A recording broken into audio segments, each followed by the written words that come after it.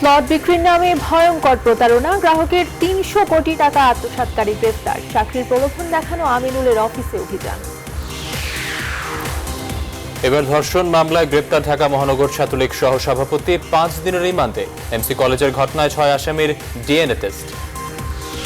আমরা অনেক দূর থেকে আসি, এভাবে বারবার আসলে আমরা কিভাবে আসবো এখানে? ১৫,০০০, 10,০০০, 20,০০০ এগুলো সিন্ডিকেট হচ্ছে, কিন্তু আমরা পাচ্ছি না।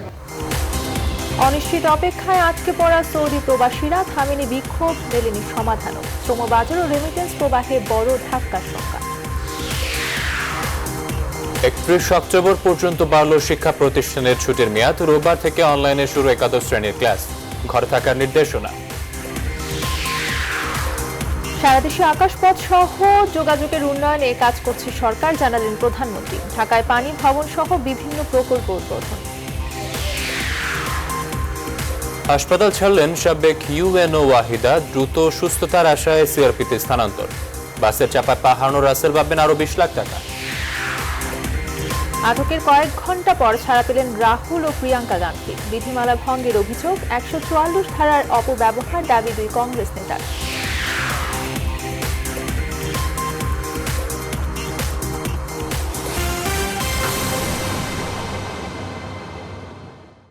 রেইনবো অলরাউন্ডার এক্সটেরিয়র পেইন্ট, বাংলাদেশের আবহাওয়া উপযোগী একমাত্র পেইন্ট।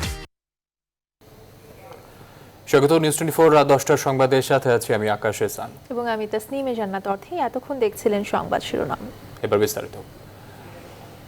আবাসন ব্যবসার নামে ভয়ঙ্কর প্রতারণা। নাসিম রিয়েল এস্টেট নামে কোম্পানি খুলে প্লট বিক্রির নামে হাতিয়ে নেওয়া হয়েছে গ্রাহকের ৩০০ কোটি টাকা। সাভারের কাউন্দিয়া এলাকায় ঘাস জমিতে সাইনবোর্ড ঝুলিয়ে ১৮ বছরে টাকা হাতিয়ে নেন কোম্পানি মালিক ইমাম হোসেন। বুধবার রাজধানীর মিরপুর রূপনগর এলাকায় অভিযান চালিয়ে ইমাম হোসেন ও তার স্ত্রীকে গ্রেফতার করে র্যাব। এ সময় তার বাসা থেকে পিস্তল, গুলি, জাল টাকা এবং ইয়াবা সহ প্রতারণার কাজে ব্যবহৃত পাসপোর্ট জব্দ করা হয়। মো খন্দকারকে সাথে নিয়ে বিস্তারিত জানাচ্ছেন ফখরুল ইসলাম। ২০০২ সালে সাভারের কাউন্দিয়া এলাকায় বিভিন্ন খাস জমিতে নাম সর্বস্ব সাইনবোর্ড ঝুলিয়ে প্লট বিক্রির প্রতারণা ব্যবসা শুরু করেন ইমাম হোসেন। ২০০২ সালে সাভারের কাউন্দিয়া এলাকায় বিভিন্ন খাস জমিতে নাম সর্বস্ব সাইনবোর্ড ঝুলিয়ে প্লট বিক্রির প্রতারণা ব্যবসা শুরু করে আসছেন ইমাম হোসেন। ১৫,৮০,০০০ টাকা দিছি দুইটা প্লটের জন্য। এই ১৫,৮০,০০০ টাকা আমাদের উনি মাইর দিয়ে দিচ্ছে। উনি আমাদেরকে ধরাও দেয় না, জমিও দেয় না, এবং কি আমাদের লোকে কোনো যোগাযোগও নাই। উনি খালি ফলাই এই পর্যন্ত বহুবার রয়েছে। আমি 2018 সালের অগাস্টে আমার 12.5 লক্ষ টাকা আমি কমপ্লিট করি। তারপরে আমি দরখাস্ত দিই যে আমাকে আমার জমি রেজিস্ট্রেশন দেওয়া হোক, কিন্তু তারপর থেকে উনি আমার জমি রেজিস্ট্রেশন দেয় নাই। আমি টোটাল 37 লক্ষ টাকা দিছি 5টা প্লটের জন্য। তো একটা প্লটের কিস্তি শেষ হওয়ার পরে আমি রেজিস্ট্রেশনের জন্য তাকে বলি, কিন্তু সে দীর্ঘদিন আমাকে ঘোরাতে থাকে। 5 কাঠার প্লট প্রতি 12 থেকে 20 লাখ টাকা হাতিয়ে নেন গ্রাহক থেকে। র্যাব জানায় গত 18 বছর ধরে সকল গ্রাহকের সাথে প্রতারণা করে 300 কোটি টাকা হাতিয়ে নেন ইমাম হোসেন। কিছু খাস জমি, কিছু জোর করে দখল করা জমি, কিছু পানি আছে এরকম জমি দেখায়া স্বল্প মূল্যে প্লট পাওয়া যাচ্ছে, এবং ডিজিটাল মনে করেন প্লটিং অফিসে বসে করে প্রতিটা প্লট থেকে 5 লাখ টাকা করে সে চুক্তি করছে। এরকম আমরা 5,000 চুক্তির কথা জানি, এবং রেজিস্ট্রেশন করে দেবে এই মর্মে 12.5 লাখ থেকে 20 লাখ টাকা পর্যন্ত একজনের কাছ থেকে নিছে। র্যাব জানিয়েছে প্রায় 5,000 চুক্তির মাধ্যমে এসব টাকা হাতিয়ে নেন নাসিম তার নামে তার রাজধানী সহ তৃতীয় দেশের স্ত্রী বিভিন্ন এলাকায় হালিমা আক্তার 55টি মামলার সালমাকে তথ্য রয়েছে আমরা বলেও গ্রেফতার ব্রিফিংয়ে জানানো হয়। 3 রাউন্ড গুলি সহ একটি বিদেশি পিস্তল, 1400 পিস ইয়াবা, আপনারা দেখতে পাচ্ছেন যে 2 বোতল বিদেশি মদ, এর বাইরে 1,35,000 জাল টাকার, এর বাইরে 37টি ব্যাংক অ্যাকাউন্ট, 4টি ওয়াকিটকি, যে ওয়াকিটকি দিয়ে সে যোগাযোগ করত, এবং 6টি পাসপোর্ট আমরা জব্দ করেছি। অসহায় গ্রাহকদের ভয় ভীতি দেখিয়ে অস্ত্র নিয়ে চলাফেরা করতেন এই ইমাম হোসেন। গ্রেপ্তার এড়াতে বাড়ির আন্ডারগ্রাউন্ডে ফিঙ্গারপ্রিন্ট সম্মিলিত দরজাও ব্যবহার করতেন এই প্রতারক চক্র। এছাড়া ইয়াবা ও মাদকের ব্যবসায় জড়িত ছিলেন ইমাম হোসেন। তিতাসের 3য় শ্রেণীর ঠিকাদারি থেকে উত্থান ঘটে তার। ফখরুল ইসলাম, নিউজ 24, ঢাকা। পুরো অক্টোবর মাস জুড়ে শপে চলছে ঐতিহাসিক ছাড়ের মেলা। হলুদ মরিচ, নুডলস, চানাচুর সহ অসংখ্য পণ্যে 50% ডিসকাউন্ট। বিস্কিট, পাস্তা, ট্যাং সহ কয়েকশো পণ্যে buy one get one offer. 499 টাকায় 5 লিটার সয়াবিন তেল, 100 টাকা ছাড়ে ডানো মিল্ক পাউডার। মৌসুমের সেরা ইলিশ 500 গ্রাম 290 টাকা, 900 গ্রাম 755 টাকা। পুরো অক্টোবর মাস জুড়ে শপে চলছে ঐতিহাসিক ছাড়। এদিকে বিমানবন্দরে চাকরির প্রলোভন দেখিয়ে কয়েক কোটি টাকা হাতিয়ে নেওয়ার অভিযোগে গ্রেফতার আমিনুল ইসলাম লালুর আশকোনা অফিসে অভিযান চালিয়েছে সিআইডি। রাজধানীর দক্ষিণখান এলাকায় এনবিজি এয়ার কার্গো লিমিটেডের ভুয়া প্রতিষ্ঠানে বৃহস্পতিবার অভিযান চালানো হয়। এ সময় তার অফিসের শত শত ভুয়া নিয়োগপত্র, বিভিন্ন ব্যাংকের চেক, এটিএম কার্ড সহ গুরুত্বপূর্ণ কাগজপত্র জব্দ করে সিআইডি।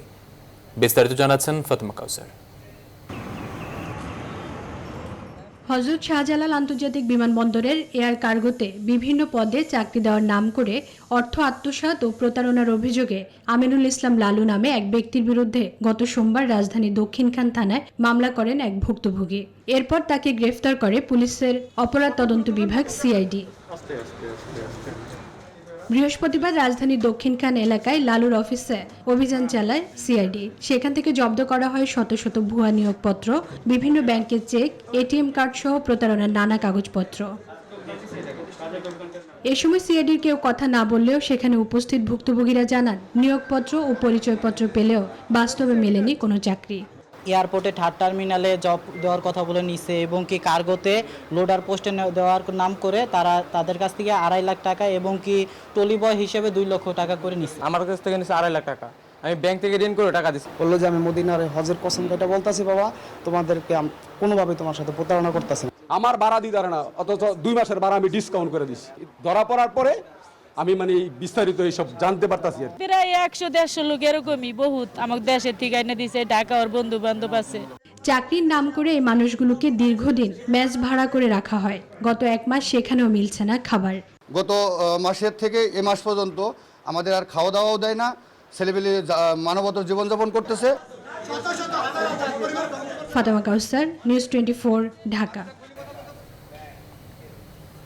এবার ধর্ষণের অভিযোগ উঠেছে ঢাকা মহানগর উত্তর ছাত্রলীগের সহসভাপতি সবুজ আল শাবাহার বিরুদ্ধে। মিরপুর মডেল থানায় করা মামলায় সবুজ আল শাহাবাকে 5 দিনের ও তার সহযোগী বিবি ফাতেমা ওরফে ঝুমুরকে 3 দিনের রিমান্ড দিয়েছেন চিফ মেট্রোপলিটন ম্যাজিস্ট্রেট আদালত। ভুক্তভোগী ওই তরুণীকে ঢাকা মেডিকেল কলেজ হাসপাতালে চিকিৎসা দেওয়া হচ্ছে। এই ঘটনায় ছাত্রলীগ থেকে অব্যাহতি দেওয়া হয়েছে শাহাবাকেও। আরও জানাচ্ছেন মৌ খন্দকার। কুমিল্লার এক তরুণীর করা মামলায় ঢাকা মহানগর উত্তর ছাত্রলীগের সহসভাপতি সবুজ আল সাহাবা ও তার সহযোগী ফাতেমা ওরফে ঝুমুরকে বুধবার রাতে আটক করে মিরপুর মডেল থানা পুলিশ। ঘটনার বিস্তারিত জানতে গেলে শুরুতে ছাত্রলীগ নেতাকে আটকের বিষয়ে টেলিফোনে নিশ্চিত করলেও ক্যামেরায় কথা বলতে রাজি হননি পুলিশের কোনো কর্মকর্তা। সুযোগ বুঝে সবুজ আল সাহাবা ওই মহিলার সহায়তায় ওই ভিকটিমকে ধর্ষণ করতে। পরে আটক 2 আসামিকে আনা হয় চিফ মেট্রোপলিটন ম্যাজিস্ট্রেট আদালতে। আদালতে তোলার পর পুলিশ আসামিদের বিরুদ্ধে 7 দিনের রিমান্ড আবেদন করেন। মামলার এজাহারে বলা হয়, কুমিল্লার নিজ বাসায় কাজ দেওয়ার কথা বলে গেল 28 সেপ্টেম্বর ভুক্তভোগী তরুণীকে নিয়ে ডাক্তার দেখানোর কথা বলে ঢাকায় নিয়ে আসে ফাতেমা। পূর্ব পরিচিত হওয়ায় ওই তরুণীকে মিরপুর সবুজ আল সাহাবার বাসায় নিয়ে যায়। পরে জোরপূর্বক ওই তরুণীকে ধর্ষণ করে ছাত্রলীগ নেতা সাহাবা। দুপক্ষের শুনানি শেষে বিচারক মামলার প্রধান আসামি সাহাবাকে 5 দিনের এবং তার সহযোগী বিবি ফাতেমা ওরফে ঝুমুরকে 3 দিনের রিমান্ড আদেশ দেন। অত্যন্ত গর্হিত কাজ। তখন বিজ্ঞ আদালত সন্তুষ্ট হয়ে 1 নম্বর আসামির 5 দিনের পুলিশ রিমান্ড মঞ্জুর করেন এবং 2 নম্বর আসামির 3 দিনের পুলিশ রিমান্ড মঞ্জুর করেন, সতর্কতার সাথে জিজ্ঞাসাবাদের নির্দেশ দেন। তবে আসামি পক্ষের আইনজীবীদের অভিযোগ, ধর্ষণের কোনো ঘটনা ঘটেনি। তৃতীয় কোনো পক্ষ টাকার জন্য তাদেরকে ফাঁসিয়েছে। এখানে রিমান্ডের কোনো যৌক্তিকতা নেই বা প্রয়োজনও ছিল না। বিজ্ঞ আদালত 2 পক্ষকে, রাষ্ট্রপক্ষ এবং আমাদেরকে শুনে আমার যে 2 নম্বর আসামি বিবি ফাতেমা ওরফে ঝুমুরকে এর জন্য 3 দিনের রিমান্ড মঞ্জুর করেন। ভুক্তভোগী তরুণী ঢাকা মেডিকেলে চিকিৎসাধীন রয়েছেন। মৌ খন্দকার, নিউজ 24, ঢাকা। সিলেট এমসি কলেজের ছাত্রাবাসে গৃহবধূ গণধর্ষণের ঘটনায় গ্রেফতার 6 আসামির ডিএনএ টেস্টের জন্য নমুনা সংগ্রহ করা হয়েছে। বৃহস্পতিবার দুপুরে ওই 6 আসামিকে ওসমানী মেডিকেল কলেজ হাসপাতালে নিয়ে আসে শাহপরান থানা পুলিশ। নমুনা সংগ্রহের পর বেলা 2:45টায় তাদেরকে ফের থানা হাজতে নিয়ে যায় পুলিশ। বিষয়টি নিশ্চিত করেন উসমানী মেডিকেল কলেজ হাসপাতালের উপপরিচালক ডক্টর হিমাংশু লাল রায়। এর আগে গণধর্ষণের ঘটনায় আটক ৮ আসামিকে ৫ দিন করে রিমান্ডে দিয়েছেন আদালত। এদিকে এমসি কলেজ ছাত্রাবাসে গণধর্ষণের ঘটনায় সরকার শক্ত অবস্থান নিয়েছে বলে জানিয়েছেন পররাষ্ট্রমন্ত্রী ডক্টর AK আব্দুল মোমেন। এমসিগুলির ঘটনা দুঃখজনক, এ ধরনের ঘটনা কখনো হওয়া উচিত না এবং এবারে যে কোনো দলের বা গোষ্ঠীর হোক, ডাজ নট ম্যাটার, সরকার এ ব্যাপারে খুব শক্ত অবস্থানে, তাদের অবশ্যই বিচার হবে। অনিশ্চিত অপেক্ষায় সৌদি প্রবাসীরা। অনুরোধ, আন্দোলন, বিক্ষোভ, কোনো কিছুতেই মিলছে না সমাধান। প্রবাসীদের এই শঙ্কা প্রভাব ফেলবে দেশের রেমিটেন্স প্রবাহে, এমন মত অর্থনীতিবিদ এবং অভিবাসন বিশেষজ্ঞদের। করোনা প্রেক্ষাপটে রেমিটেন্স উপার্জনের সবচেয়ে বড় উৎসে সৃষ্ট এই অনিশ্চয়তায় কালো মেঘ দেশের সার্বিক অর্থনীতিকে বড় মাত্রায় প্রভাবিত করবে বলেও মনে করেন তারা। সজল দাসের রিপোর্ট।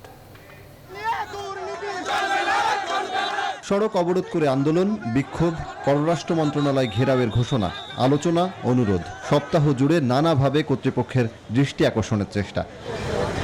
বলছি সৌদি প্রবাসীদের কথা। শত চেষ্টায়ও আসেনি সুনির্দিষ্ট কোনো সমাধান। ফলে টানা ৮ দিন ধরেই ঢাকার রাজপথে রেমিটেন্স যোদ্ধাদের এমন ক্ষোভ আর হাহাকার। ভিসা সেন্টার দেখো কি আপনার আজকে ম্যাচ শেষ, আর আপনার যদি কবিলে যদি ম্যাচ না বাড়ায় আপনার যাইতে পারবেন না। ফ্লাইট বাড়ানো সহ নানা আশ্বাসেও অনেকের জন্যই খোলেনি সৌদির পথ, বরং সঙ্গী হয়েছে শঙ্কা আর হতাশা। ৪ তারিখে তো কয়েরা টোকেন দিব, তাহলে তো আমার 3 দিন থাকবো, 3 দিনে যাওয়া সম্ভব হবে না। আমরা অনেক দূর থেকে আসি, এভাবে বারবার আসলে আমরা কিভাবে আসবো এখানে বলেন? 15,000, 10,000, 20,000 এভলিউশন টিকিট হচ্ছে, কিন্তু আমরা পাচ্ছি না। সৌদি কর্তৃপক্ষের সাথে আলোচনার মাধ্যমে সমস্যা সমাধানের কথা বলছেন অর্থনীতিবিদ ও অভিবাসন বিশেষজ্ঞরা। তাদের মতে তথ্য বিভ্রাটের কারণে এই সমস্যা এতটা ঘনীভূত হয়েছে। যাদের নেওয়ার ইচ্ছা আছে, প্রয়োজন আছে, সেই ব্যক্তিগুলো কিন্তু পারমিট পেয়ে যাবে এবং তারা সৌদি আরবেতে আবার যেতে পারবে, কিন্তু তাদের সংখ্যাটা আগের চাইতে অনেক কম হবে। মনে হচ্ছে যে অনেক ক্ষেত্রেই তারা সঠিক জায়গাটি বুঝতে পারছেন না, শুনতে পাচ্ছেন না, বা তাদেরকে বলা হচ্ছে না, বা বললেও তারা ঠিক সেটাকে বিশ্বাস হয়তো করতে পারছেন না। কাজে এই আস্থা অর্জনটা খুব জরুরি। ভিসা এবং ইকামার মেয়াদ শেষ হওয়ার কারণে অনেক সৌদি প্রবাসী এবার আর সৌদি ফিরতে পারবেন না, যে কারণে দেশের রেমিটেন্সে বড় ধরনের প্রভাব পড়ার শঙ্কা করছেন অর্থনীতিবিদরাও। আমাদের রেমিটেন্স কমতে সম্ভাবনাটা খুবই বেশি। একদিকে যেতে পারছে না, আর একদিকে যারা আছে তারা চলে আসতে হচ্ছে তাদেরকে ইয়ের কারণে, কাগজপত্র না হওয়ার কারণে। সব মিলিয়ে আমাদের যে সাময়িক যে বৃদ্ধিটা আমরা দেখেছিলাম ৩০ থেকে, সেই বৃদ্ধিটা কিন্তু টেকসই হবে না বলে আমার মনে হয়। দেশের রেমিটেন্স যোদ্ধাদের এই সমস্যা সমাধানে সরকারকে আরও আন্তরিক হওয়ার কথা বলছেন অভিবাসন বিশেষজ্ঞ ও অর্থনীতিবিদরা। সজল দাস, নিউজ 24, ঢাকা। রেমিটেন্স পাঠিয়ে যারা দেশের অর্থনীতিকে সচল রেখেছে তাদের সাথে ভালো আচরণ করা হচ্ছে না বলে মন্তব্য করেছেন গণস্বাস্থ্য কেন্দ্রের প্রতিষ্ঠাতা ডক্টর জাফরুল্লাহ চৌধুরী। বৃহস্পতিবার আন্তর্জাতিক প্রবীণ দিবস উপলক্ষে জাতীয় প্রেস ক্লাবে এক বৈঠকে তিনি কথা বলেন।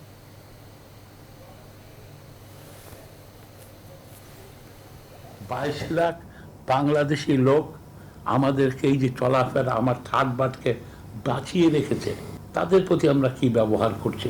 তারা এতদিন দিয়েছে, আমরা $1 বিলিয়ন সেখানে পাঠিয়ে দিতে চাই।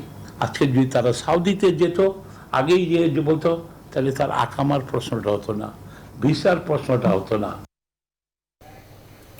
শিক্ষা প্রতিষ্ঠানে চলমান ছুটির মেয়াদ 31শে অক্টোবর পর্যন্ত বাড়িয়েছে সরকার। বৃহস্পতিবার শিক্ষা মন্ত্রণালয়ে এক সংবাদ বিজ্ঞপ্তিতে এই তথ্য জানানো হয়। প্রাথমিক গণশিক্ষা সচিব জানান, করোনা ঝুঁকিতে শিক্ষার্থীদের নিরাপত্তার কথা ভেবে ষষ্ঠবারের মতো এই ছুটি বাড়ানো হলো। নভেম্বরে শিক্ষা প্রতিষ্ঠানগুলো খুলে অন্তত 40 দিন পাঠদানের সুযোগ না পেলে অটো প্রমোশন দেওয়ার ইঙ্গিত দেওয়া হয়েছে। আরও জানাচ্ছেন তানজির মেহেদি।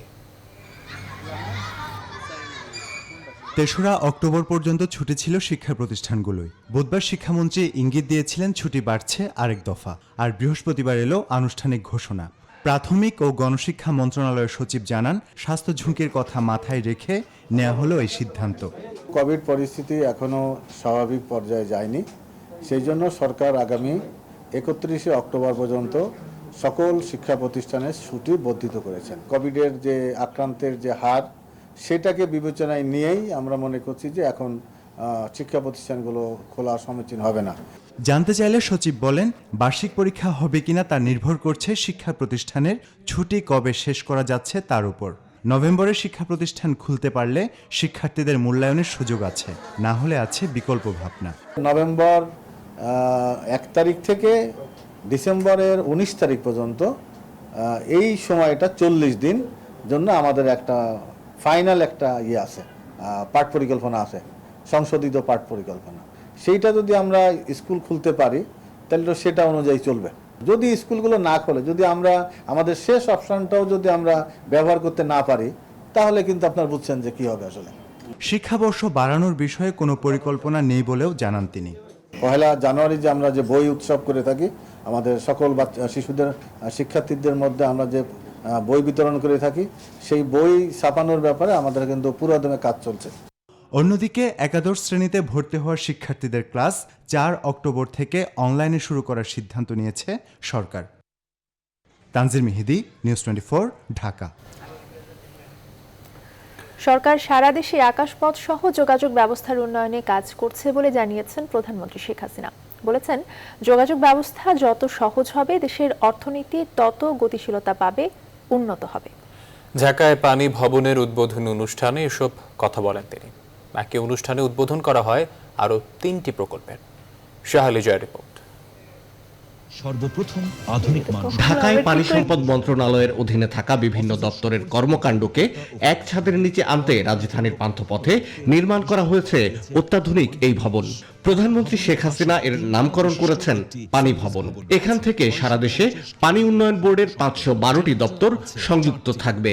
অত্যাধুনিক লিফটের গণভবন থেকে ভার্চুয়াল প্ল্যাটফর্মে এর উদ্বোধন করেন প্রধানমন্ত্রী শেখ হাসিনা। এ সময় তিনি বলেন, সুপেয় পানির জন্য সারা দেশের নদ নদী এবং খালবিলে খনন কাজ অব্যাহত রেখেছে সরকার। আমাদের লক্ষ্য যে আমাদের দেশের মানুষকে সুপেয় পানি দিতে হবে, কিন্তু আমাদের ভূপরিস্থ পানি ব্যবহার করতে হবে। আমাদের সেচের পানি বা ব্যবহারের পানি যেন ভূগর্ভস্থ পানির পরিবর্তে আমরা ভূপরিস্থ পানি ব্যবহার করতে পারি, সেদিকে আমরা বিশেষ দৃষ্টি দিই। এবং এমনকি এখন ঢাকা শহরে পানি আসে ধলেশ্বরী নদীর থেকে তো আমরা পানি নিতামই, সেই সাথে মেঘনা, পদ্মা, বিভিন্ন নদীকে পানি নিয়ে এসে সেই পানি পরিশুদ্ধ করে আমরা এখন পানি বন্টন শুরু করেছি। অনুষ্ঠানে সিলেটের ওসমানী বিমানবন্দর সম্প্রসারণ কার্যক্রমের প্রথম পর্যায়ে উদ্বোধন করেন প্রধানমন্ত্রী। একই সঙ্গে উদ্বোধন করা হয় ঢাকার হযরত শাহজালাল আন্তর্জাতিক বিমানবন্দরের সামনে বঙ্গবন্ধুর মুরাল এবং বিমানবন্দরের ভেতরে বঙ্গবন্ধু কর্নার। এ সময় বিমান খাতে বাংলাদেশের সম্ভাবনার কথা তুলে ধরেন প্রধানমন্ত্রী। প্রাচ্যের সাথে পাশ্চাত্যের যে সংযোগটা, বাংলাদেশ তার জন্য সবথেকে আদর্শ একটা জায়গা হতে পারে যদি আমরা সেভাবে উন্নত করতে পারি। কিন্তু আমরা বাংলাদেশের ভৌগোলিক অবস্থানটা এবং আমরা ইন্টারন্যাশনাল এয়ার রুটের ভিতরে আছি, সেখানে আমাদের সামনে অনেক সম্ভাবনা আছে। যে সম্ভাবনাটা যদি আমরা কাজে লাগাতে পারি, তাহলে আমাদের একদিকে পর্যটন শিল্প, অপরদিকে আমাদের এই এয়ারলাইন্সই আমাদের অনেক টাকা উপার্জন করে দিতে পারে। অনুষ্ঠান থেকে বাংলাদেশ পর্যটন কর্পোরেশনের প্রধান কার্যালয়ের নতুন ভবনও উদ্বোধন করেন প্রধানমন্ত্রী শেখ হাসিনা। আমি শুভ উদ্বোধন। শাহ আলী জয়, নিউজ 24, ঢাকা। ষষ্ঠবারের মতো ঢাকা ওয়াসার এমডি হিসেবে নিয়োগ পেয়েছেন বর্তমান এমডি প্রকৌশলী তাকসিমে খান। বৃহস্পতিবার ওয়াসা চেয়ারম্যানকে পাঠানো স্থানীয় সরকার মন্ত্রণালয়ের উপসচিবের সই করা এক পত্রে তাকে তার চলতি মেয়াদ শেষ হওয়ার পর থেকে পরবর্তী 3 বছরের জন্য নিয়োগ দেওয়া হয়। একই সঙ্গে চট্টগ্রাম ওয়াসার ব্যবস্থাপনা পরিচালক একেএম ফজলুল্লাহকে আরও 3 বছরের জন্য নিয়োগ দেওয়া হয়েছে। তিনিও 9 বছর ধরে চট্টগ্রাম ওয়াসার এমডি।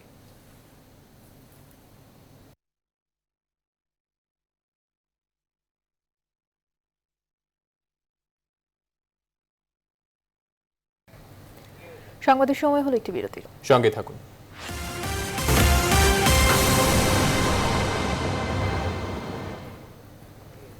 বিরতির পরে আবারও স্বাগত।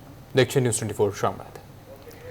দিনাজপুরের ঘোড়াঘাটের সাবেক উপজেলা নির্বাহী কর্মকর্তা ওয়াহিদা খানম রাজধানী নিউরোসায়েন্স হাসপাতাল ছেড়েছেন। পরবর্তী চিকিৎসার জন্য তাকে মিরপুরে পক্ষাঘাতগ্রস্তদের পুনর্বাসন কেন্দ্র সিআরপিতে নেওয়া হয়েছে। চিকিৎসকরা বলেছেন ওয়াহিদা খানম খুব দ্রুত পুরোপুরি সুস্থ হয়ে যাবেন। মৌ খন্দকারের রিপোর্ট। গেল 2 সেপ্টেম্বর রাতে দুর্বৃত্তরা ঘোড়াঘাট উপজেলা পরিষদ চত্বরে সরকারি বাসভবনে ঢুকে ইউএনও ওয়াহিদা ও তার বাবার উপর হামলা চালানো হয়। হামলার পরদিন ওয়াহিদাকে নিউরোসায়েন্স হাসপাতালে এনে অস্ত্রোপচার করা হয়। ছিলেন সংকটাপন্ন, শরীরের ডান পাশ ছিল অবশ। 1 মাসের চিকিৎসায় ওয়াহিদা খানম এখন হাঁটতে পারছেন। বৃহস্পতিবার ছাড়পত্র দিয়ে এই তথ্য জানান নিউরোসায়েন্স হাসপাতালের চিকিৎসকরা। জটিল একটা অপারেশন সুন্দরভাবে সম্পন্ন হয়েছে এবং 1 মাসের মধ্যেই রোগীটা আজকে হেঁটে চলে যেতে পারলো। এটা সত্য কথা বলতে নিউরোসার্জারিতে বিস্ময়কর না হলেও আমরা মনে করি যে ওর জন্য এটা অনেক বড় পাওয়া।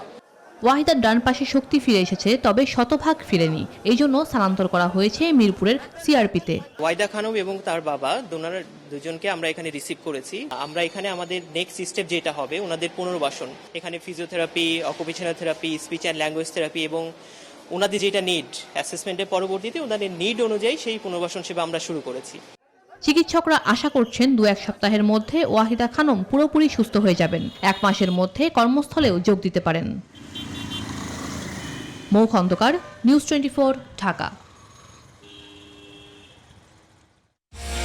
পুরো অক্টোবর মাস জুড়ে স্বপ্নে চলছে ঐতিহাসিক ছাড়ের মেলা। হলুদ মরিচ, নুডলস, চানাচুর সহ অসংখ্য পণ্যে 50% ডিসকাউন্ট। বিস্কিট, পাস্তা, ট্যাং সহ কয়েকশো পণ্যে buy one get one offer. 499 টাকায় 5 লিটার সয়াবিন তেল, 100 টাকা ছাড়ে ডানো মিল্ক পাউডার, মৌসুমের সেরা ইলিশ 500 গ্রাম 290 টাকা, 900 গ্রাম 755 টাকা। পুরো অক্টোবর মাস জুড়ে স্বপ্নে চলছে ঐতিহাসিক ছাড়ের মেলা। বাসচাপায় পা হারানো রাসেল সরকারকে 3 মাসের মধ্যে আরও 20 লাখ টাকা দিতে গ্রিন লাইন পরিবহনকে নির্দেশ দিয়ে রায় দিয়েছে হাইকোর্ট। ক্ষতিপূরণ প্রশ্নে দেওয়া রুল নিষ্পত্তি করে বৃহস্পতিবার বিচারপতি FRM নাজমুল হাসান এবং বিচারপতি KM কামরুল কাদেরের সমন্বয়ে গঠিত ভার্চুয়াল হাইকোর্ট বেঞ্চ এই রায় দেন।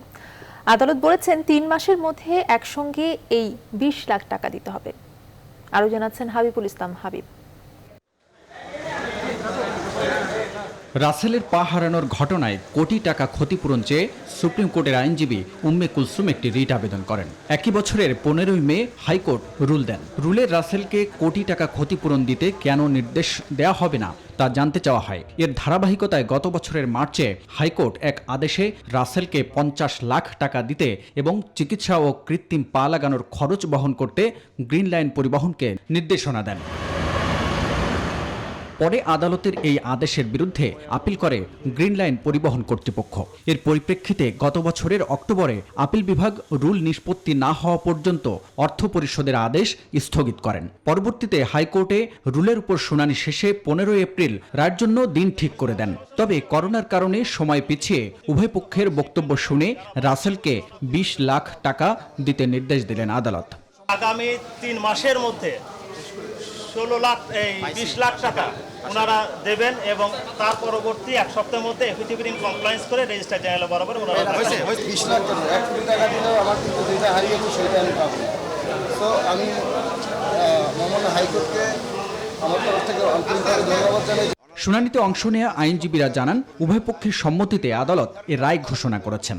আদালত সব দিক বিবেচনা করে এই করোনা কথা বিবেচনা তারা বলেছে যেহেতু এখন বাসের ইনকাম কম, শেষ পর্যন্ত আগে পরিশোধকৃত 10 লক্ষ টাকা নগদ এবং 3,42,000 চিকিৎসা বাদ দিয়ে আগামী 3 মাসের মধ্যে 20 লক্ষ টাকা দিতে হবে। মানবিক কারণে আমরা সম্মত হয়েছি যে ঠিক আছে, যেহেতু রাসেল পা হারিয়েছে সুতরাং তাকে একটা ক্ষতিপূরণ দেওয়া দরকার। এই টাকাটা আদালত বলেছেন যে ব্যাংকে জমা থাকবে। রায়ের আগে উচ্চ আদালতের আদেশের পর রাসেলকে চিকিৎসা বাবদ ও নগদ 13,48,000 টাকা দিয়েছে গ্রিন লাইন কর্তৃপক্ষ। 2018 সালের 28 এপ্রিল মেয়র হানিফ ফ্লাইওভারে গ্রিন লাইন পরিবহনের একটি বাস চাপা দেয় রাসেলকে। এ ঘটনায় তিনি পা হারান।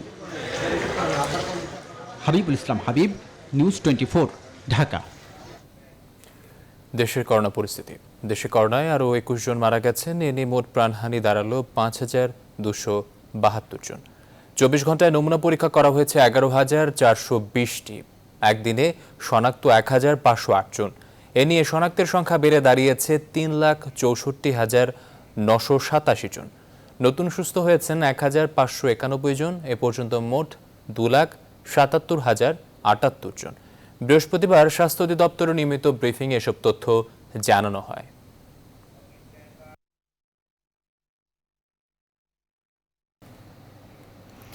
বিশ্বের বিভিন্ন দেশ করোনা ভাইরাসের প্রতিষেধক আবিষ্কারের চেষ্টা চালাচ্ছে।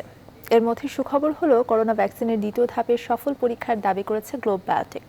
তারা জানায় তাদের গবেষণার এই সফলতা আন্তর্জাতিক জার্নালে প্রকাশ করা হয়েছে। বুধবার আন্তর্জাতিক জার্নাল বায়োরেক্সিভ এই প্রতিবেদন প্রকাশ করা হয়। এতে কোভিড ভ্যাকসিনের দ্বিতীয় ধাপের অ্যানিম্যাল ট্রায়ালেও সফলতার কথা তুলে ধরা হয়েছে। নারায়ণগঞ্জের রূপগঞ্জে অ্যানিম্যাল ট্রায়াল চালায় গ্লোব বায়োটেক। তাদের দাবি আন্তর্জাতিক প্রোটোকল মেনেই চলছে কার্যক্রম। প্রায় ৩০ কোটি টাকা বিনিয়োগ করেছে এই ভ্যাকসিন প্রকল্পে।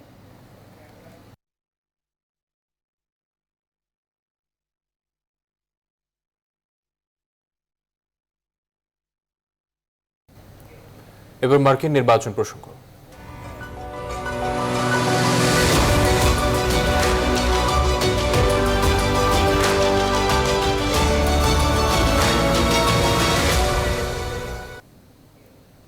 প্রথম নির্বাচনী বিতর্কে ডোনাল্ড ট্রাম্প ও জো বাইডেনের মধ্যে বিতর্ক চলছেই।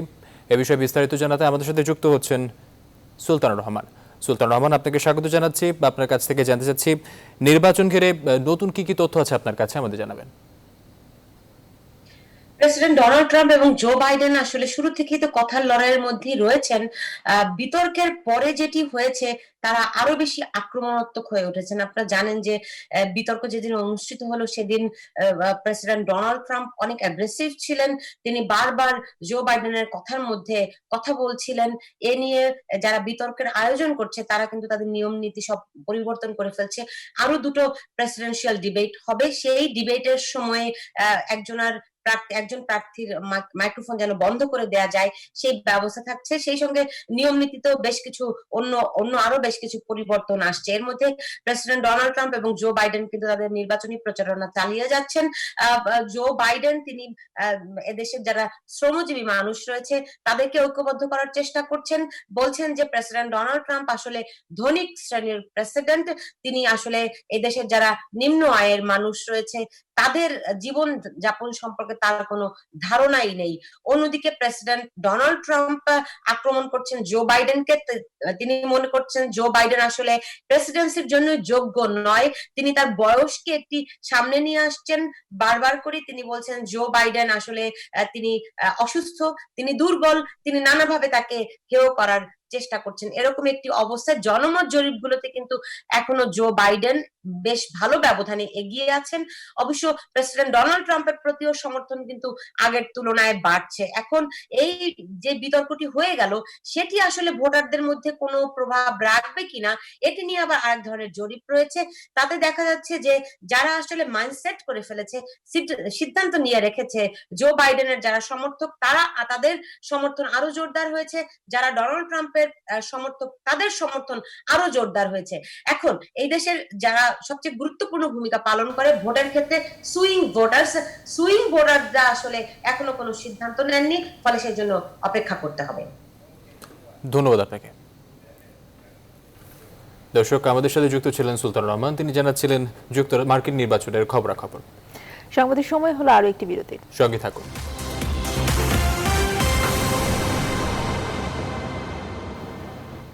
বিরতির পর আবারও স্বাগত। আপনারা দেখছেন রাত 10টার সংবাদ। গেল কয়েকদিনে টানা বৃষ্টি উজানের ঢলে উত্তরাঞ্চলের বিভিন্ন নদ নদীর পানি আবারও বেড়েছে। পানিবন্দী কয়েক লাখ মানুষ ঘরবাড়ি ছেড়ে মানবেতর জীবনযাপন করছেন। নওগাঁ, আত্রাই ও ছোট যমুনা নদীর পানি বৃদ্ধি পাওয়ায় উপজেলার 10 ইউনিয়নে বন্যা পরিস্থিতির আরও অবনতি হয়েছে। নতুন নতুন এলাকা প্লাবিত হওয়ায় বাড়িঘর এবং ফসলের মাঠ পানিতে তলিয়ে গেছে। নাটোরের সিংড়ায় এবং নলডাঙ্গা উপজেলায় বন্যা পরিস্থিতির আরও অবনতি হয়েছে। সিংড়া উপজেলায় 9টি ইউনিয়নের লক্ষাধিক মানুষ পানিবন্দী হয়ে পড়েছে। কুড়িগ্রামের তিস্তা ও হরলার পানি কিছুটা কমলেও ব্রহ্মপুত্র নদের পানি বৃদ্ধি পেয়েছে। গাইবান্ধার পলাশবাড়ী উপজেলার ট্যাংরাদহে করতোয়া নদীর বন্যা নিয়ন্ত্রণ বাঁধের কিছু অংশ ধসে গেছে। পানিবন্দী প্রায় 10,000 মানুষ। জামালপুরে যমুনা নদীর পানিও বিপদসীমার উপর দিয়ে বইছে।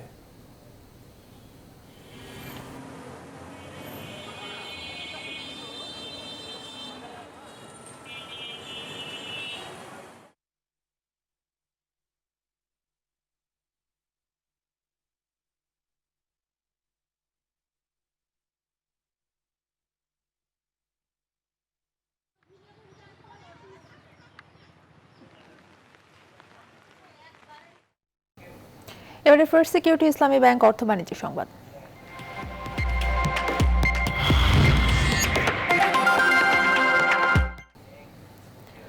সুন্দর ভবিষ্যৎ পুনর্গঠনে মহামারী পরবর্তী বিশ্বে টেকসই উন্নয়ন লক্ষ্যমাত্রা এসডিজি অর্জন করতে হলে এসডিজি বাস্তবায়ন প্রক্রিয়ার সাথে সরকারের জাতীয় নীতিমালা সংযুক্ত করতে হবে। বৃহস্পতিবার নর্থ সাউথ বিশ্ববিদ্যালয়ের সেন্টার ফর পিস স্টাডিজ এবং অস্ট্রেলিয়ার একটি বিশ্ববিদ্যালয়ে আয়োজিত ওয়েবিনারে এসব কথা বলেন বক্তারা। ওয়েবিনারে অংশ নেওয়া শিক্ষক ও গবেষকরা বলেন, মহামারী পরবর্তী অর্থনীতি ঘুরে দাঁড়াতে হলে করোনা থেকে শিক্ষা নিয়ে নতুন করে কর্মসূচি নিতে হবে। অনুষ্ঠানে সিপিডির সম্মানীয় ফেলো ডক্টর দেবপ্রিয় ভট্টাচার্য বলেন, বাংলাদেশে বৈষম্য বেড়েছে, এখন অন্তর্ভুক্তিমূলক প্রবৃদ্ধি অর্জনের দিকে যেতে হবে। 2015-তে আসতে বিদেশি দাতাদের যে ডোনারদের ফান্ডিং এর উপর নির্ভর করে 10 বছরে দেখেন বাংলাদেশে কোনো ধরনের প্রাতিষ্ঠানিক সংস্কার তো হয়নি। আপনি প্রাতিষ্ঠানিক সংস্কার না হওয়ার কারণে আজকে আমি যার কাছে যা দেওয়ার কথা সরকারের সীমিত সম্পদেও সেটা দিতে পারছি না। The government cannot use the banking sector in order to give out the pronodonas, cannot give out the incentives at this moment because the banking sector is in such a dire situation.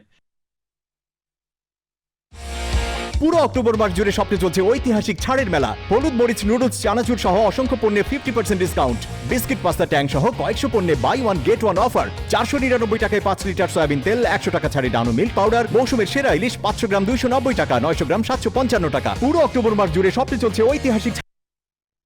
সময় হলো আরো একটি বিরতির, সঙ্গেই থাকুন।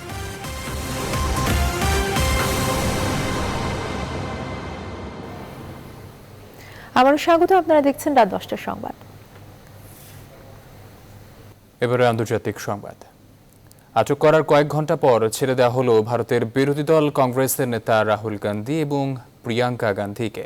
উত্তরপ্রদেশের হাথরাসে সংঘবদ্ধ ধর্ষণে নিহত তরুণীর পরিবারের সাথে দেখা করতে যাওয়ার পথে তাদের আটক করা হয়।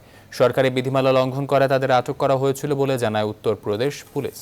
মঙ্গলবার সংঘবদ্ধ ধর্ষণের শিকার এক তরুণী নয়াদিল্লিতে চিকিৎসাধীন অবস্থায় মারা যান। পর উত্তরপ্রদেশে পুলিশ পরিবারের সদস্যদের অনুপস্থিতিতে ওই তরুণীর মরদেহ পুড়িয়ে দেয়। এই ঘটনায় দেশজুড়ে ব্যাপক ক্ষোভ তৈরি হয়। বৃহস্পতিবার 144 ধারা জারি করে যোগী সরকার। তাতেও কর্মসূচি বাতিল না করে রাহুল এবং প্রিয়াঙ্কা গান্ধী ওই তরুণীর পরিবারের সঙ্গে দেখা করতে রওনা হন।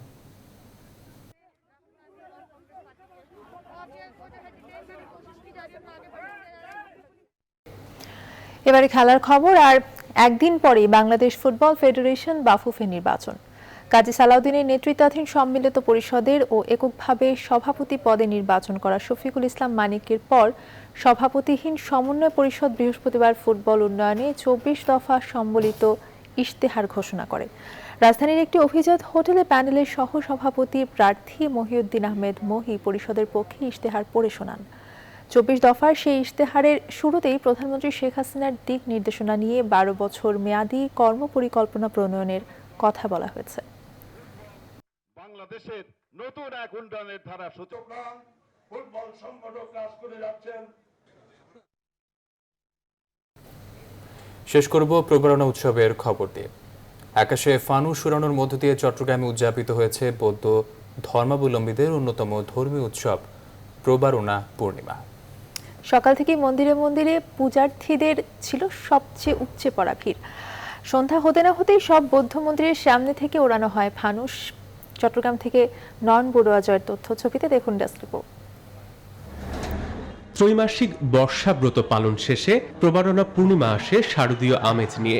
আকাশে ওড়ানো হয় রঙিন ফানুস। আবহমান বাংলার সংস্কৃতি কৃষ্টিকে তুলে ধরা হয় এই উৎসবের মধ্য দিয়ে। এই উৎসব আশ্বিনী পূর্ণিমাকে ঘিরে বৌদ্ধদের কাছে দ্বিতীয় বৃহত্তম উৎসব, আর এর মধ্য দিয়ে বিশ্বেও সব মানুষের শান্তি প্রার্থনা করেন বৌদ্ধরা। পৃথিবী আলোকিত হোক, পৃথিবী থেকে যে আপনার যে দুঃখ দুর্দশা দূর হয়ে যাক, এই পৃথিবী দুর্যোগ মুক্ত হোক, মহামারী মুক্ত হোক।